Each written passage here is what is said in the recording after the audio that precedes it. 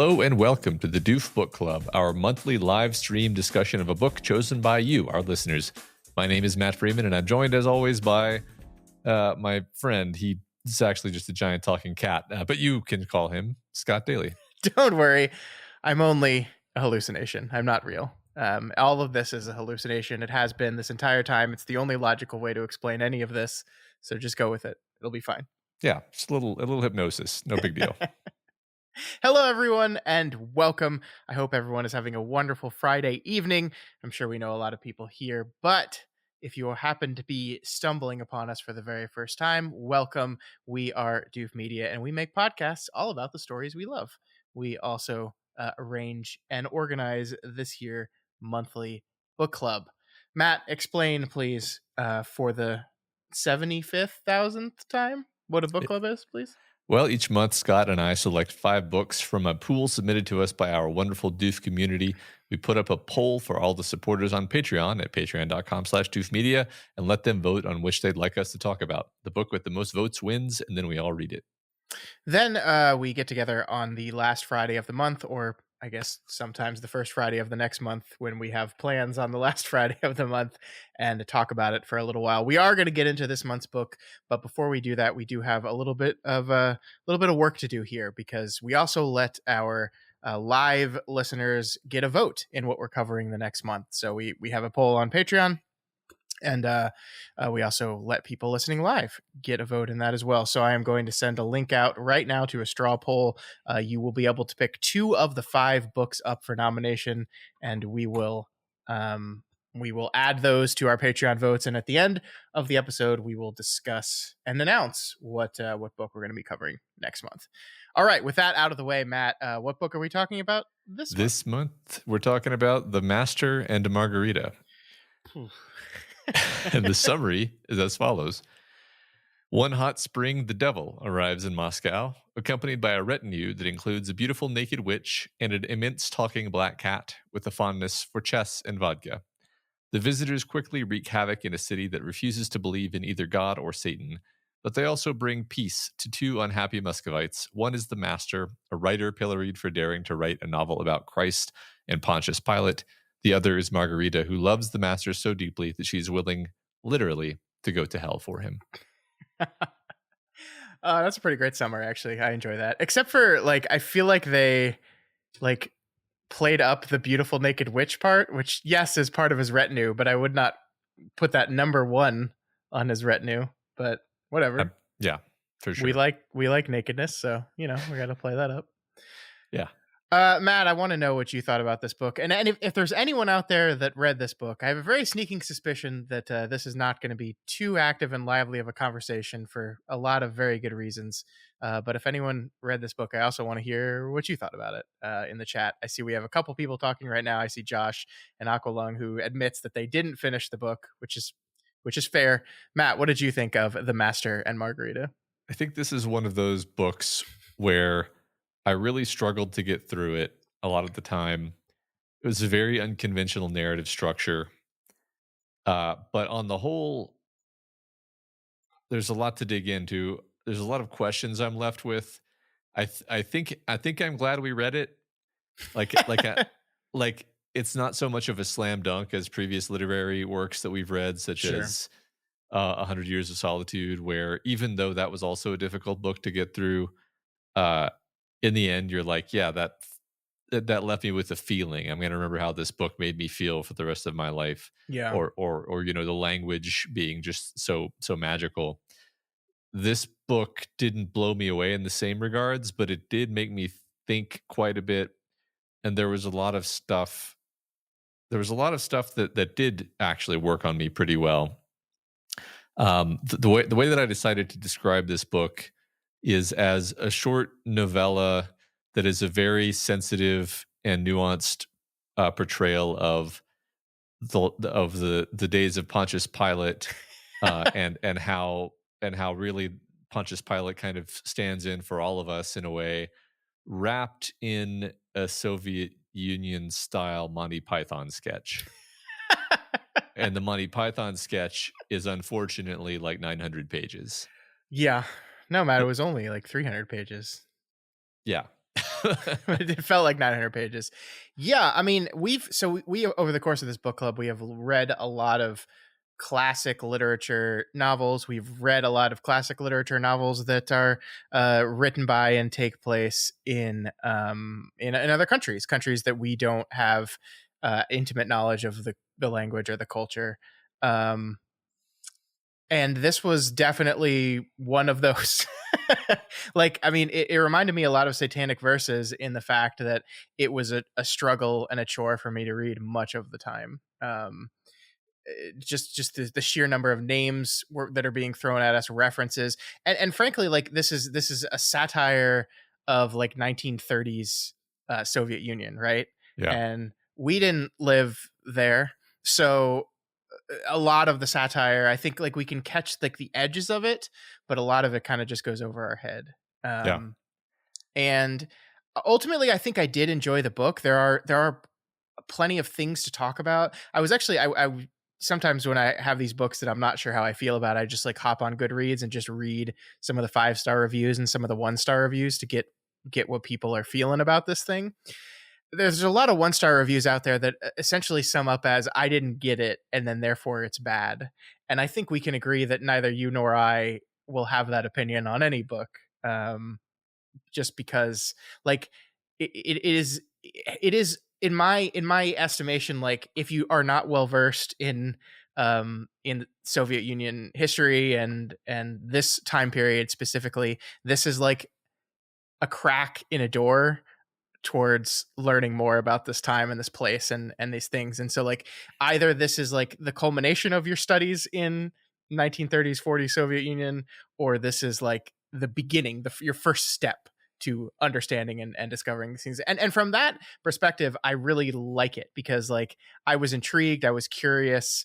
I didn't understand half of it, but in a way that made me say, I wonder why that is particularly barbed in this world. Like, I mean, and let's be honest for a second here. Like, books and things like exploring religion and faith and like what all this stuff means and the critiques of it, like that's my crack. Like I Yeah. love that so much. So like the second chapter, we jump back to the crucifixion of Christ, and I'm like, I'm here. We're gonna talk about the crucifixion of Christ from the perspective of Pontius Pilate. That's awesome, actually. Uh-huh. So definitely, I think it's Aqua Lungfish is saying they like the story the devil told about Pilate more than the rest of the story, and I think I agree with that for sure. Yeah.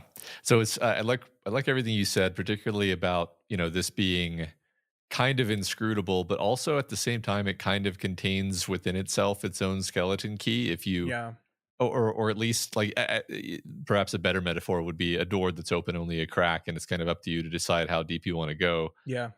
Because it's a story about a writer who is never named, who is having just the greatest difficulty getting his novel published.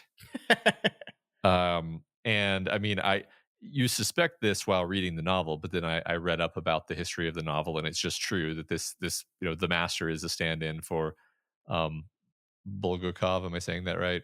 Yeah, you are, but let's just say here at the top Yeah, that we're we're going to not gonna. probably pronounce every one of these names wrong. You have a little bit of an advantage on me here since you listen to the audiobook, but Yeah, I'm just fucked.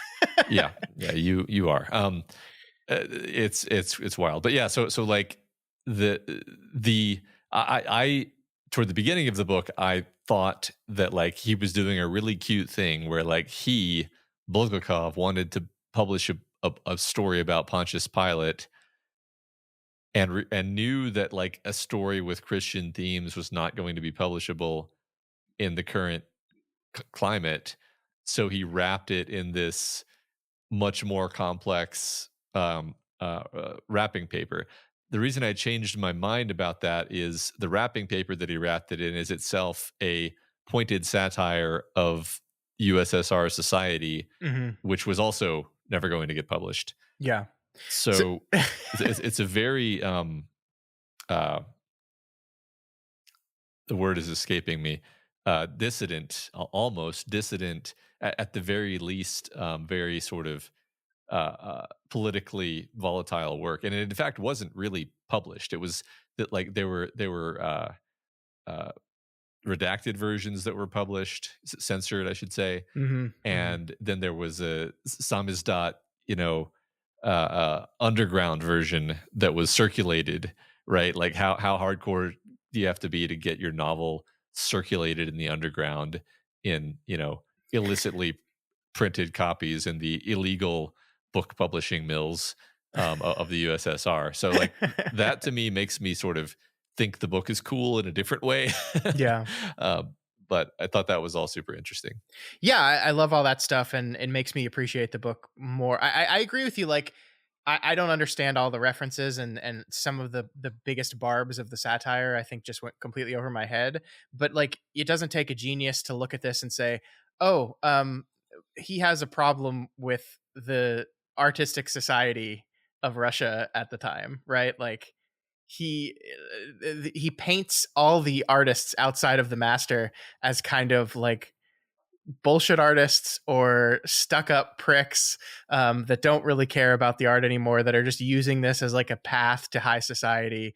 Like, he's very, very clear about how much he hates all these people. And the book is basically just like the first half of the book is literally just Satan flying around fucking with all these people as much as possible. Yeah, And the author clearly taking immense pleasure in their displeasure. yeah, It's like it's a brilliant book, but it's not subtle in that part of it, right? Like, it's very, very clear. Like, you could absolutely see the like aristocracies of art in the Soviet Union at the time reading this thing and being like, "What the fuck? How dare you, yeah. sir? How dare you?" Yeah, it was Um, pretty there were layers to it that took me longer to unpack. In fact, I had to kind of talk the book over with my dad a bit to understand some of it, but there's this recurring motif of money in the story, yeah. and what I got so far, help me out here, is there's this idea of the 30 pieces of silver with Judas. So there's this idea of someone basically selling themselves into hell for basically nothing. And then this basic thing happens over and over again in the book, where people do incredibly dumb, ridiculous things for money, Hmm. and then on top of that, the money often gets magically transformed into foreign currency. I'm less sure what to do with that, other than just to say it has become worthless now. Like again, you have sold out for nothing, right? Well, and it's illegal. Like, Yeah, that. I mean, that is the big thing. Like, the shop, the currency shop at the very end of the book that the cat and what's his name like went into and basically destroyed. I looked this up. Those were like real things. They were like real markets that only foreign currency would work at. And that's a really, really fascinating little bit of the Soviet Union, right? Which was trying to like stand up on its own and prove that they and their system of government was the best and worked the best, and intermingling with foreign currency, and this idea of greed in a communist society, right? We're supposed to kind of be post greed, right? We shouldn't want money, things, consumerism. Like, no, we shouldn't, but of course people do, of course they do still, yeah, and that's like the hypocrisy of this whole thing. So yeah, I mean, I think there is obviously, like, we have these two stories running simultaneously, and there is intentionally a lot of parallels between Moscow and Jerusalem in the time of Jesus's execution. I really like the religious stuff. Really, really fascinated me because I think you're right. Like, this was a movement of atheism, right? Where like it was not considered in high society at this time. I'm pretty sure it was not considered like good to have faith or believe in this kind of stuff. It was like, no, that's silly. We've moved beyond it, type of thing. And the funny thing about it is not as if the story within the story of this book is like particularly like pro Jesus. Like, as a matter of fact, it paints Jesus as just like a guy. yeah, Um, and you just kind of talking about how, hey, I think people are good.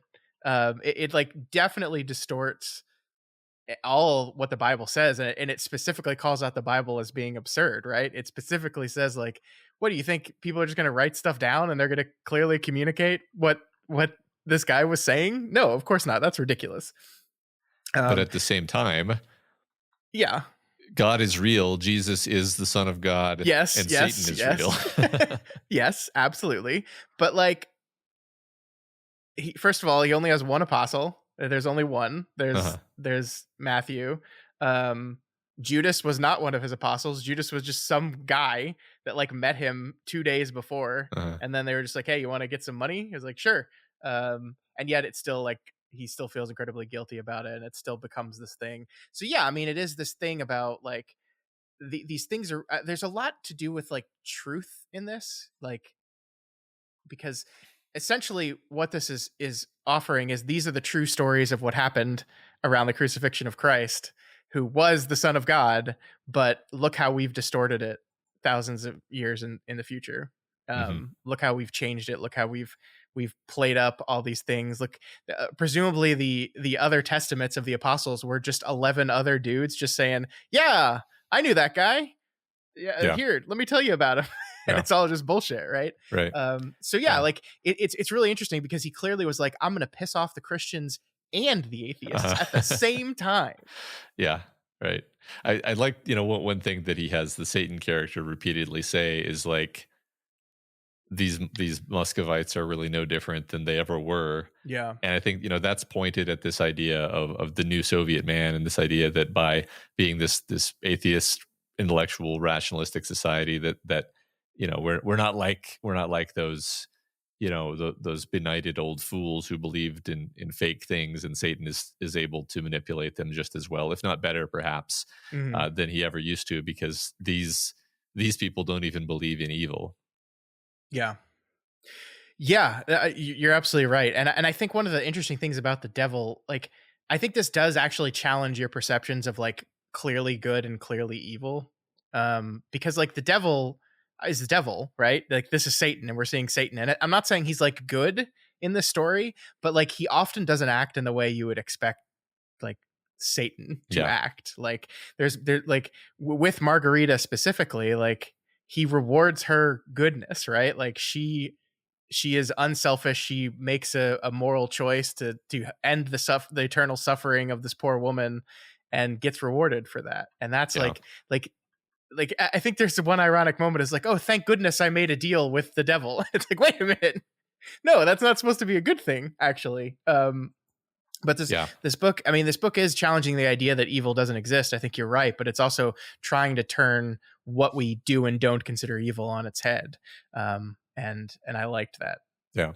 In the movie Bedazzled, how the devil is trying to, get Brendan Fraser to learn a lesson. And then in the end, you're like, was that really the devil? That's exactly what this movie was. It was Yeah, this you're book, right. rather. Master and Margarita and Bedazzled are two great seminal Yeah. works of Yeah. society and culture, and should I, be measured equally together. I agree. I'm simply saying that the character of the devil in both stories is the same. So I know what you're there's saying. just a direct through line. I just couldn't believe it came up in this conversation. I'm very happy about it. Yeah. Yeah. I mean, it is a funny book often, right? Like, Yes. I wasn't laughing, but it's not just a satire in the sense that like Animal Farm is a satire. No one has ever laughed at Animal Farm. It's a satire in the sense where it's actually being humorous, and especially, the devil and um his retinue being goofy and sort of, I mean, they're all sort of like impishly destructive, Yeah. and Mhm. most of the bad things that they do are kind of not actually bad, right? Like they're ultimately teaching someone a lesson, Yeah. and Yeah. that person ends up better off. I can think of very few things they do that are just straightforwardly just like really evil. This is not Fallen. This is it's closer to Bedazzled. I'm going to keep bringing up Bedazzled for the entire rest of the conversation. Um, no, I liked the Pontius Pilate stuff a lot. Like you said, I like Yeah. it almost felt. Well, and I think this is intentional. Actually, it felt like the Bedazzled stuff is what I was going to say. The Pontius Pilate stuff was tonally, totally different. Like Yeah. it's a totally different story from a totally different authorial voice embedded in this book. it really felt like it was written by a different person. Like it's supposed to. It's supposed to feel like it was written by the master, who's this character, Yeah. and then the framing story is written in this much more whimsical tone with like these longer sentences and the intern. You know, the Pontius Pilate story is full of this very vivid, beautiful, descriptive writing, and these heavy emotional ideas of what these characters are going through. Yeah. It's totally, I don't know, I found that to be one of the most remarkable things about the book is the mastery of the authorial voice and style and tone and everything shifting between the two sections. Yeah, yeah, and I mean it read so much more traditionally narrativized that I found myself flying through those chapters with relative ease. And honestly, like, to be fair, a lot of this could just be that there were just a lot of Russian names thrown at me, and I just had just an incredibly difficult time parsing them and remembering which Ivan was which. Like, whenever they refer to the one Ivan as homeless, I was like, okay, I got it. But then there's like another Ivan whose last name is also ends in Vich, and I'm like, I don't remember which one this is at Uh-huh. all. And that Yeah. was the struggle for me. I mean, it reminded me of 100 Years of Solitude in that regard, where 100 Years of Solitude is intentionally like throwing the same six names at you, but they all mean different characters. But like, that's in that book, it's by design. I don't know if it's by design in this book or if it's just I'm reading about Russian characters and I'm a stupid American who just sees these names as gobbledygook, where a Russian reader at the time would just see them as their names and just parse that and move on with it. Mm. So I don't know. Maybe I'm wrong about that. Maybe he intentionally. I mean, I think he is having some fun with some of the names, right? Like, Hmm.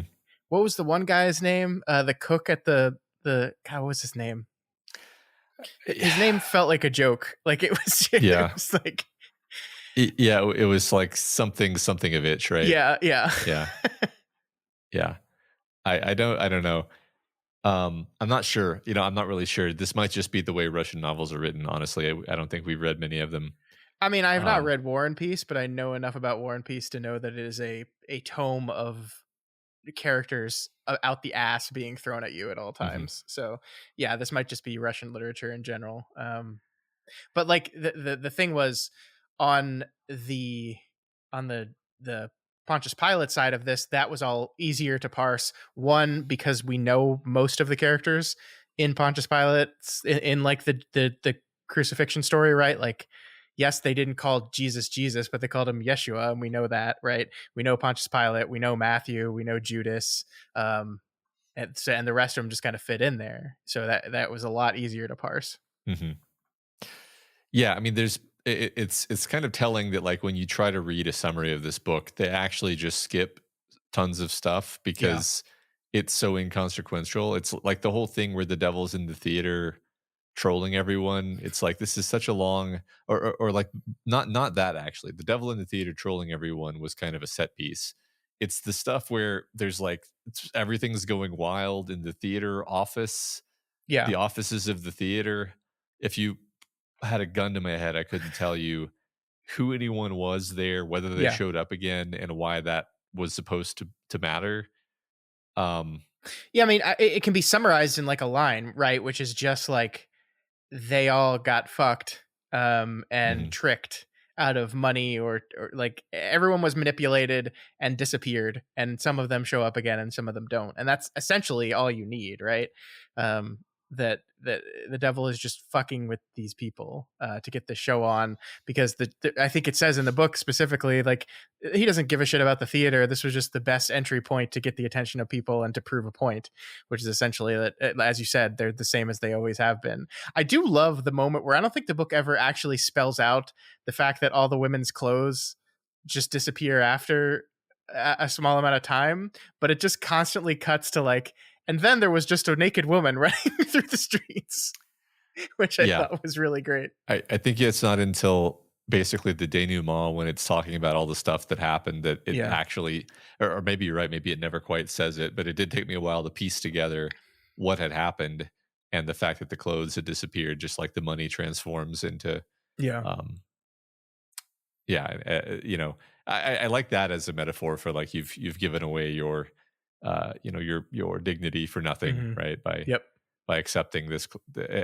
Yeah, the portrayal of Russian society was, I think, particularly interesting because I don't know about you, but I feel like I'm overly educated about like the Stalinist period and the World Hmm. War II adjacent period of Russian history because so many movies are concerned with this. Sure. And the Soviet Union is always portrayed as like, first of all, having like a grayscale filter over it and having these brutalist buildings. But like this was only, 10 or 15 or 20 years after the Tsar was killed. So Hmm. this is very early Soviet Union, but still Soviet Union. So you've got Russia, you've got the real culture of Russia and Russians, but interposed on it is this Soviet system, and there's a much different vibe. There's just a totally different feel to this than I've ever read or seen or been exposed to regarding like Soviet life. And I think one of the reasons you and I like kept putting this on the list is that we kind of are fascinated with this this idea of like I personally love reading novels from different cultures, Yeah. trying to understand how differently people can see things. And so that was a kind of a highlight for me about this book. Yeah, no, I completely agree. Like it is like this really like this young Soviet Union lens of like look at this guy illustrate all the problems in this new form of government that we're trying it for the first time, and how are things going, you can tell the people are still trying to figure it out as well, right? Like they're not sure. And I mean the epilogue was really fascinating to me because essentially what we get to is no one knew how to process anything that happened, and so we just all like collectively decided that it didn't, Uh-huh.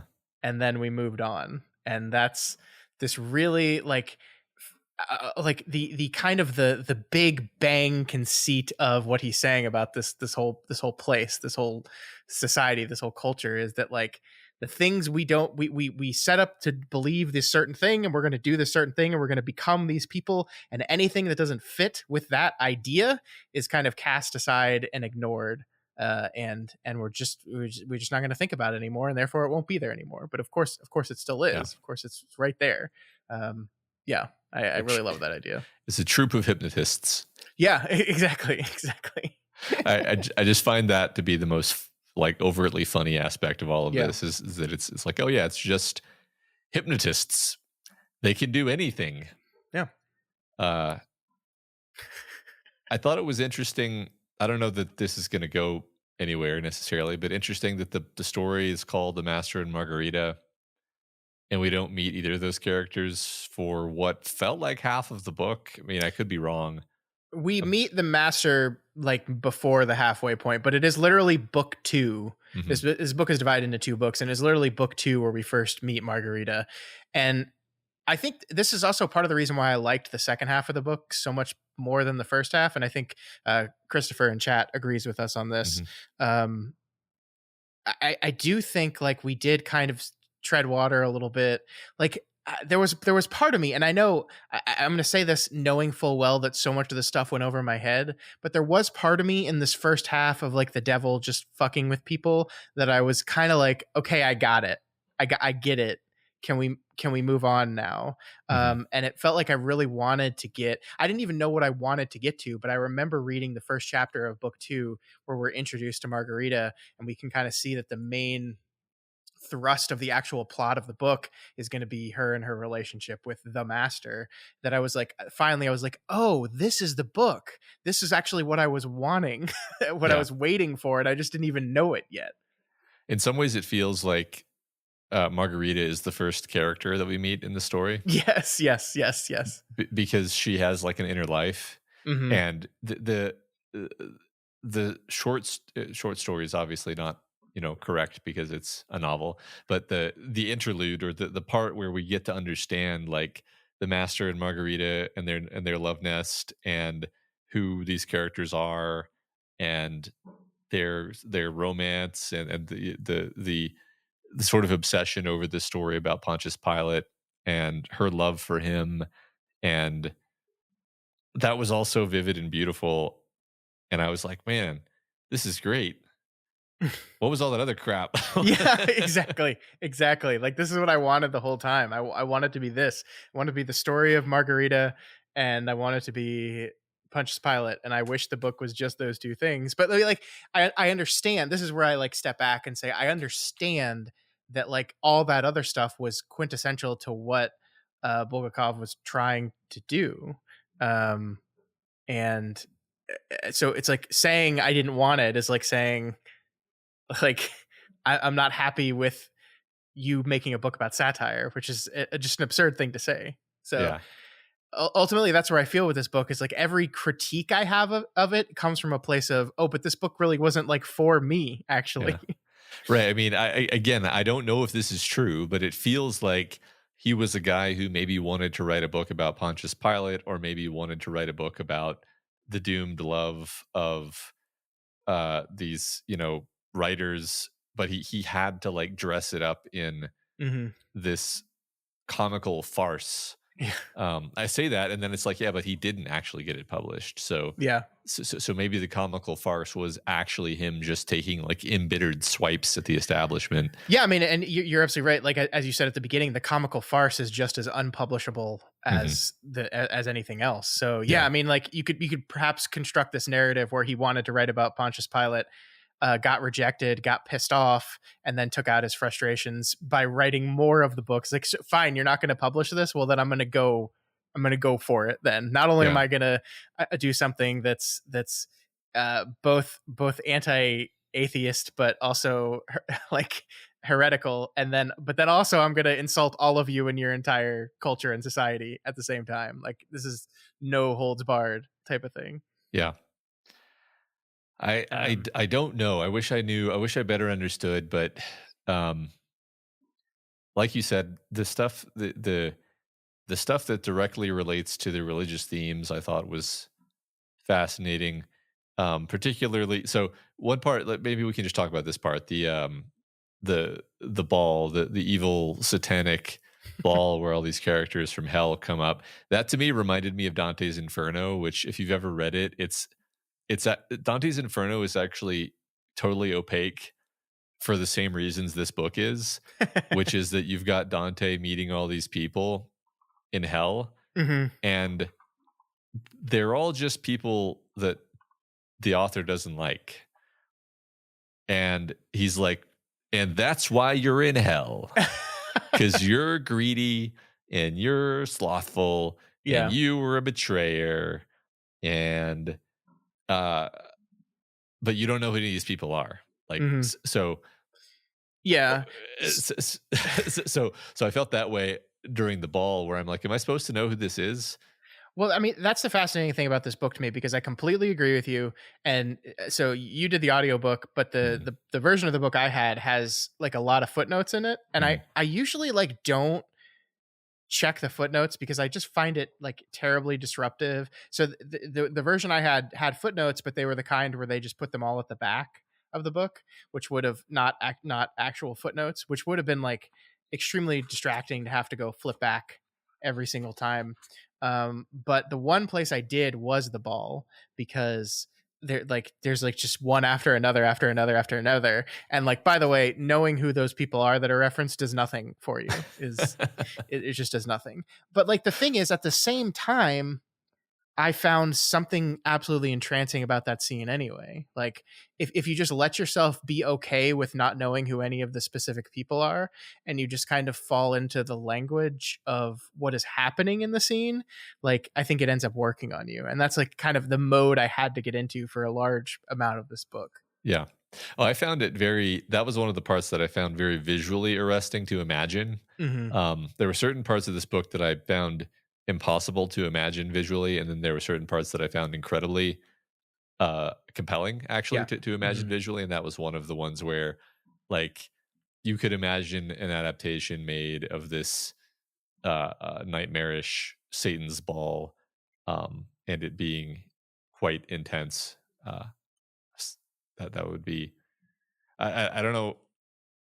I don't think this will ever be adapted. Actually, let me check that there isn't already an adaptation before I say that. But There's got to be.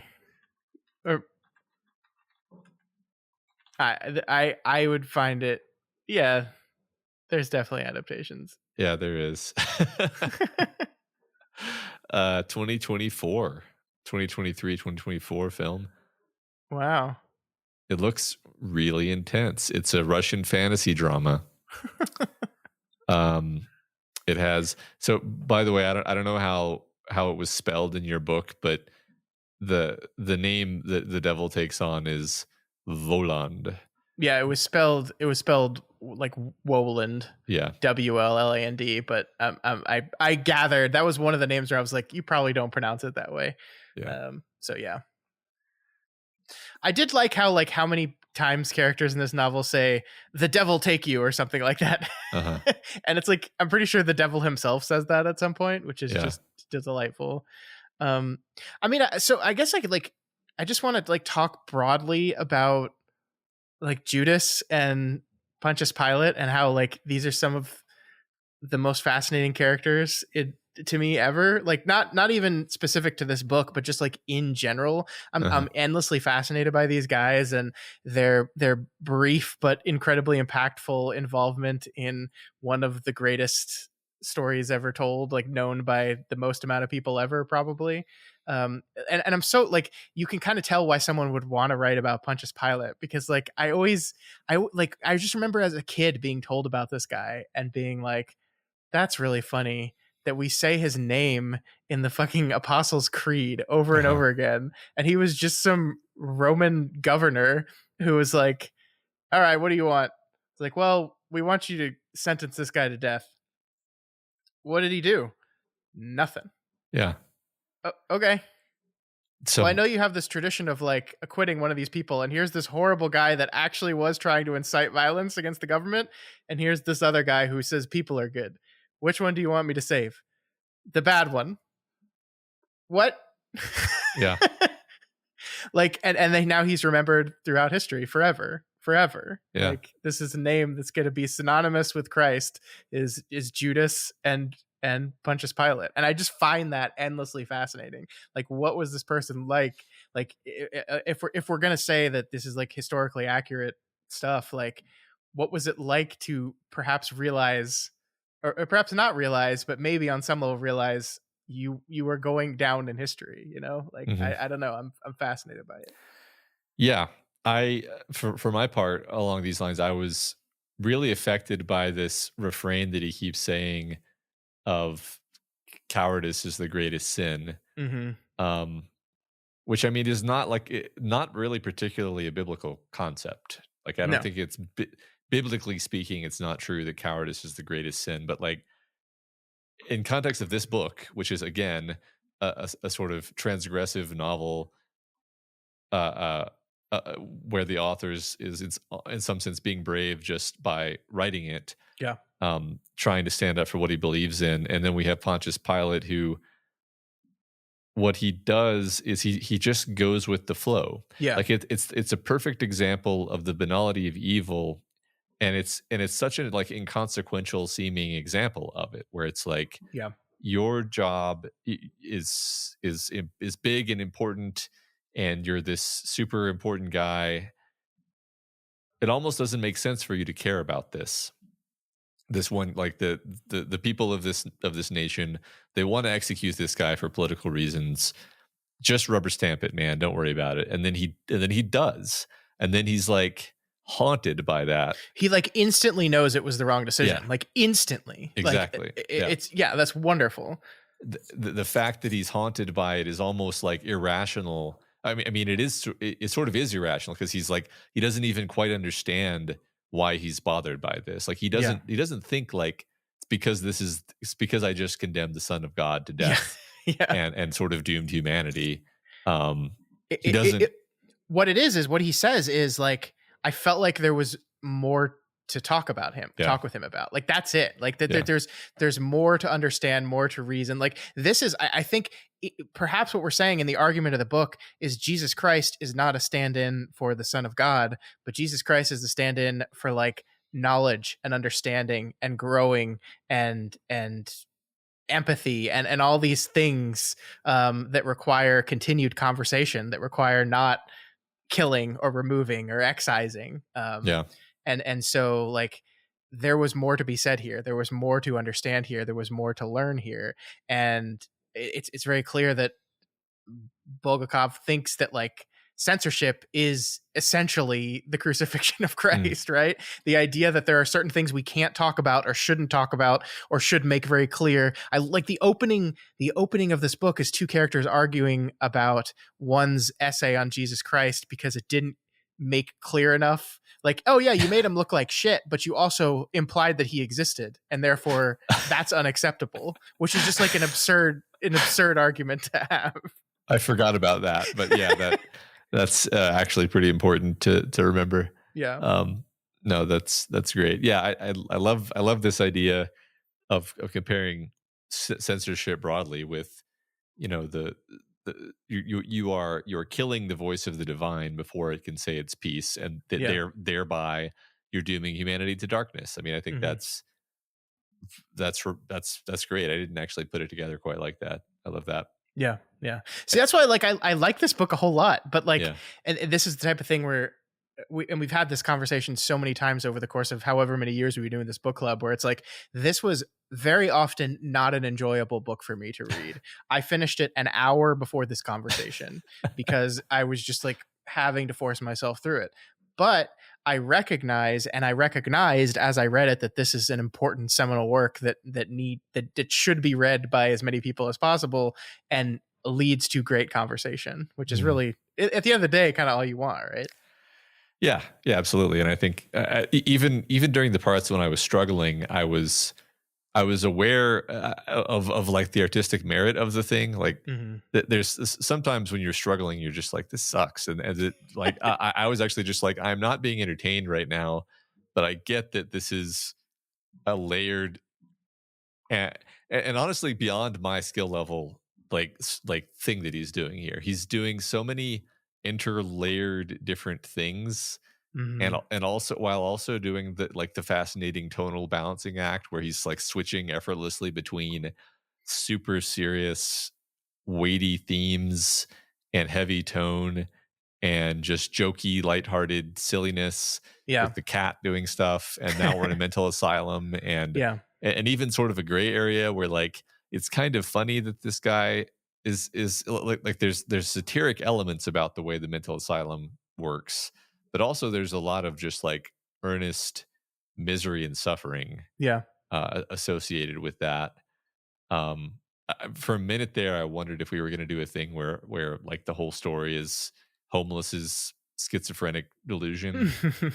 I don't think that's what we were doing, but What did you think about the fact that like Homeless ends the book abandoning poetry? He's no longer a poet and he becomes a historian and philosopher. Like, is that Bulgakov trying to say something about I think art? so. Well, so my understanding is that the kind of poetry that he was doing as a poet was just like being a mouthpiece of the state and Yeah. saying and like writing the kinds of art that he thought would be popular, not actually saying anything from his own Hmm. heart.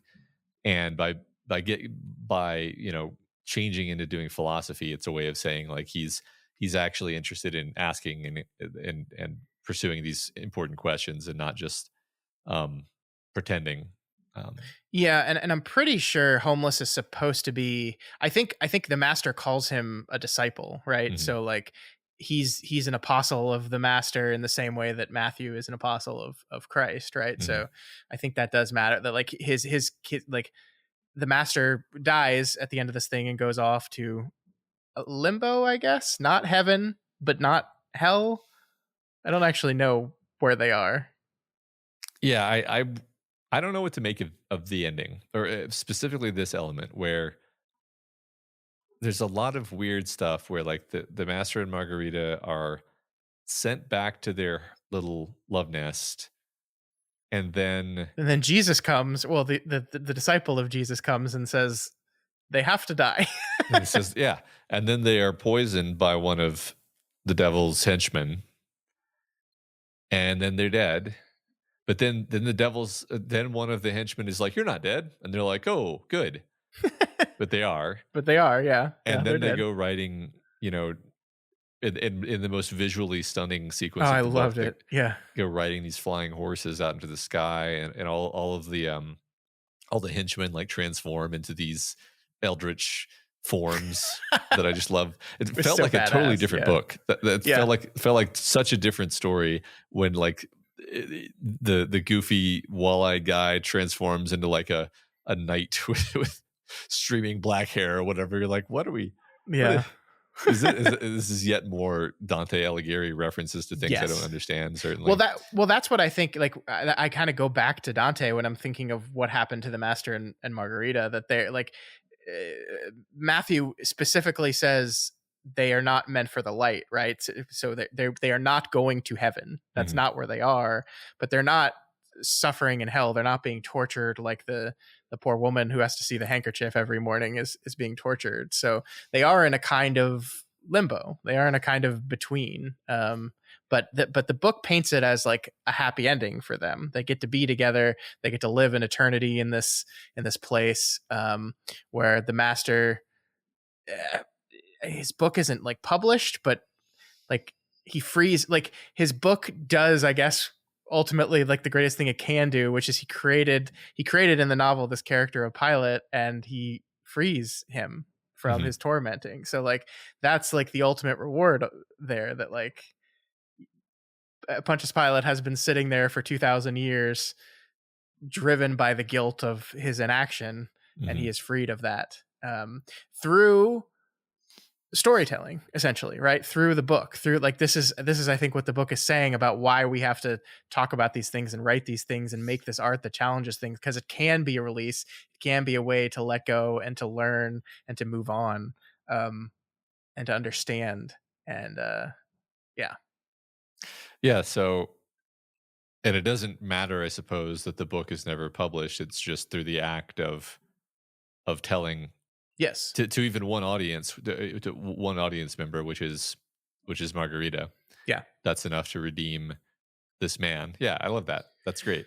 Yeah, because I mean, I think that's so profound, because ultimately, like the desire, the argument in this book is like the desire to be published turns you into these upper class aristocrats of art that are like all they care about is status, and publishing gives them status. And that's kind of what the trap the master got stuck in, where he perceived himself as a failure, and this book worth nothing because no one wanted to publish it. And which of course is our author talking about himself, right?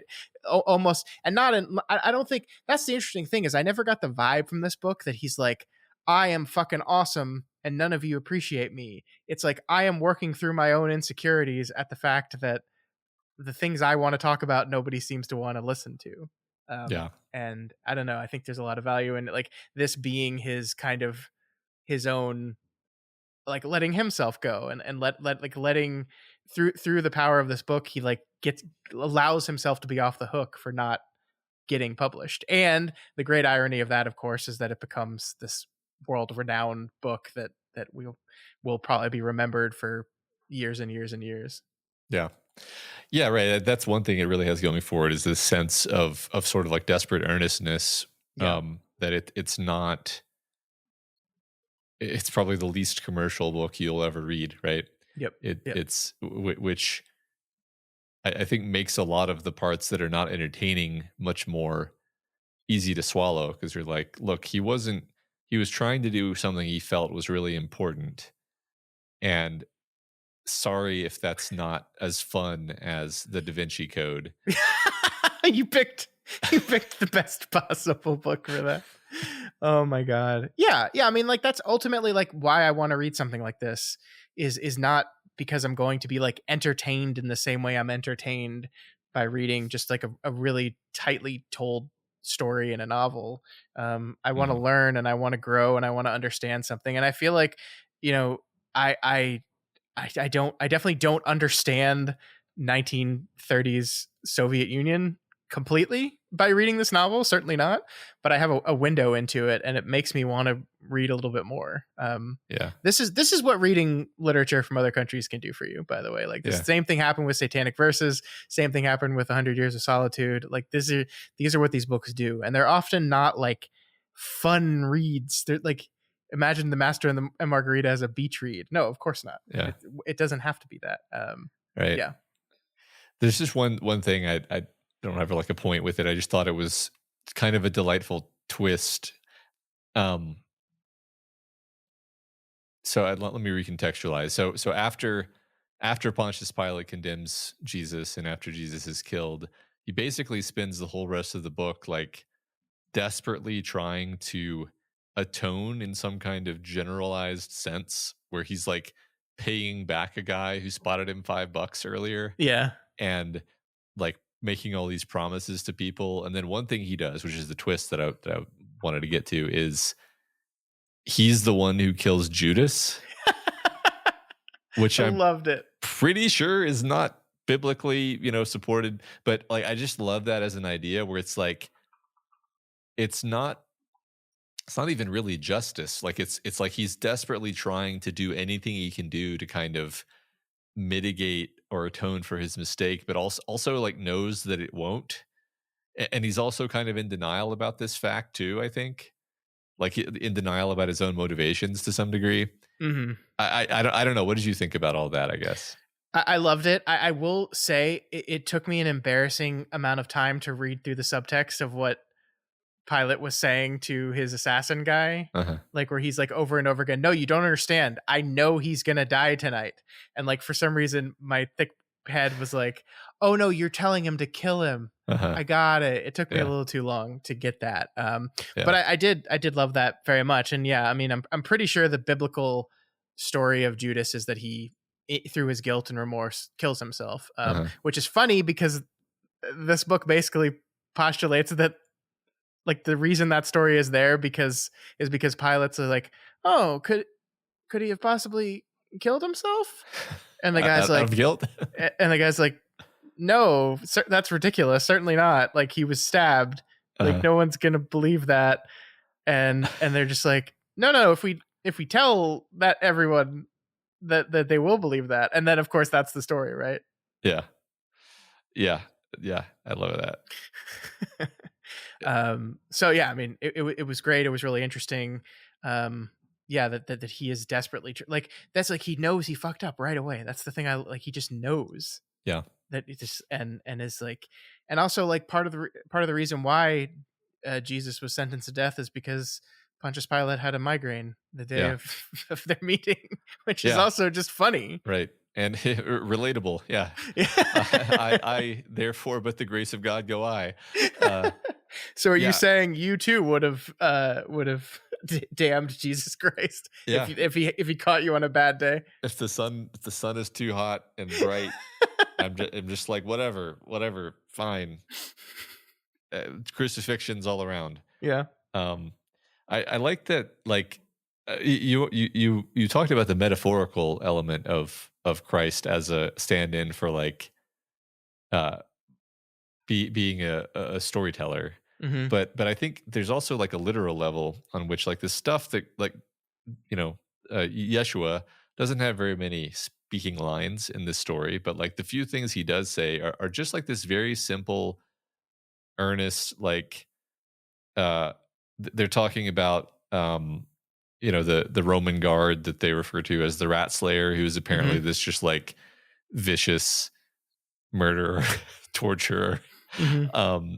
And Yeshua is just like, he's a man like any other. He's worth, he it's a simple kind of believing the best in people, seeing the best in people, even to the extent of not being capable of seeing Judas's deception. And what's interesting is that this, like the purity of this, is able to sneak past all of Pontius Pilate's worldliness and sophistication, and just strikes him as just being enormously appealing. And I feel like that's like on a very mundane, like low sort of story level, like that's what catches his attention about Yeah. Yeshua is that he's just this guy who has this very humble, earnest, straightforward attitude toward life, and it's nothing grandiose, and it's not even like an articulated philosophy. It's just like, yeah, we should have mercy and be kind and be generous of spirit. Yeah. And this is so like that is what what totally derails Pilate's life, actually. Yeah, yeah.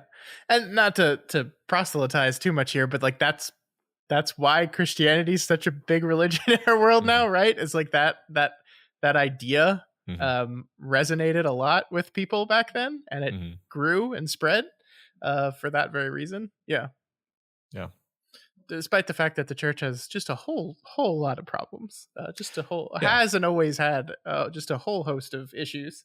That central idea is, I think, yes, a I fascinating one. I kind of like what the book does, where it's incredibly sacrilegious in a formal sense, while Yes, also being 100%.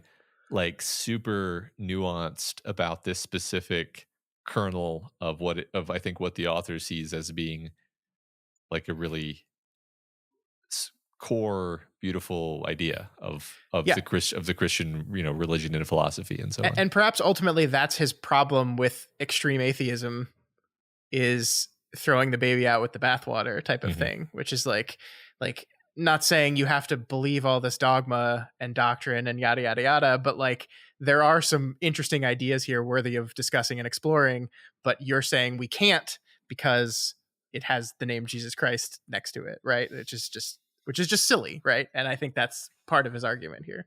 Yeah, I agree. Yeah. All right. Gosh, I don't know if I have anything else to say about this book. How about you? No, I think I hit the highlights of what I wanted to get through. I I Yeah, go ahead. sorry, I would suggest everyone reading that either didn't finish it or hasn't read it yet. I think I would recommend it, and recommend you kind of try to power your way through it. I think you will feel like it was worth it at the end. Um, Yeah. even if it yes is a difficult read. I think it is good for us every once in a while to read something that is a difficult, not easy, have to like push your way through it read. And that's definitely this book. Yeah, there have been books that I've finished because we had to finish them, and but this one was one where, in the end, I think it does. It's not that it comes together in the sense of having like a satisfying narrative resolution, but it comes together in the realm of ideas Yeah, yeah. and making you kind of better understand what we were saying the whole time. And there's some really great stuff in there. I've almost been like repeating. I don't know if you have this, but like sometimes your brain will pick some phrase to repeat throughout the Hmm. day, and I've been sort of getting the cowardice is the worst sin on a little loop in my head, I which like is an that. interesting thing to have going in the back of your head. Yeah, yeah. No, I like that. I like that a lot. All right, so that is the Master and Margarita. I just have linked the straw poll again for those that showed up late. You can vote for two of our five books for next month. I'm gonna just spend a few seconds here refreshing the poll. Um, okay.